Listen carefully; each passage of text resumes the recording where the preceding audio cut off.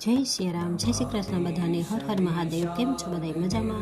तो आजे तो छे दिवाસો એટલે હું દિવાસાનું વ્રત રહી હતી અને મારે તો જમવાનું નહોતું। મનોજની ને તન્મયની રસોઈ બનાવી નાખી મેં પહેલાં તો, અને ત્યારબાદ આજે દિવાસાના દિવસે અમારે પારણું દોરે પાણિયારાએ અને પૂજા કરે એટલે પારણું દોરી અને અહીં પૂજા કરી લીધી પાણિયારે, અને મીઠી સેવ બનાવી હતી એ પણ ધરી દીધી।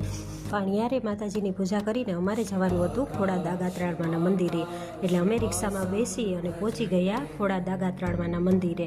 જો અહીંયા આજે અમાસને દિવસે બહુ માણસો આવે, ત્યાં પહોંચીને અમારે અગરબત્તીને ઘી લેવાનું હતું, એટલે અમે બધાએ અગરબત્તીને ઘી લઈ લીધું ને અમે પછી માતાજીના દર્શન કરવા જઈએ છીએ।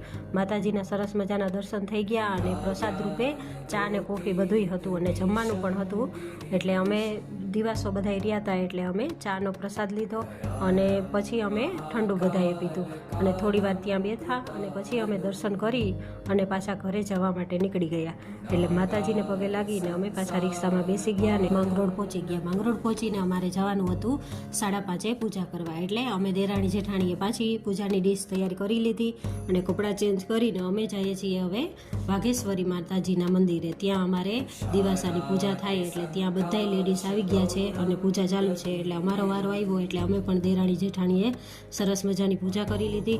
ત્યારબાદ ત્યાં વાઘેશ્વરી માતાજીનું મંદિર છે એટલે ત્યાં પણ અમે બધાએ દર્શન કર્યા અને પછી અમે બધા લેડીઝને દિવાસાની વાર્તા બાકી હતી એટલે એ કરી। તો બાય બાય, હવે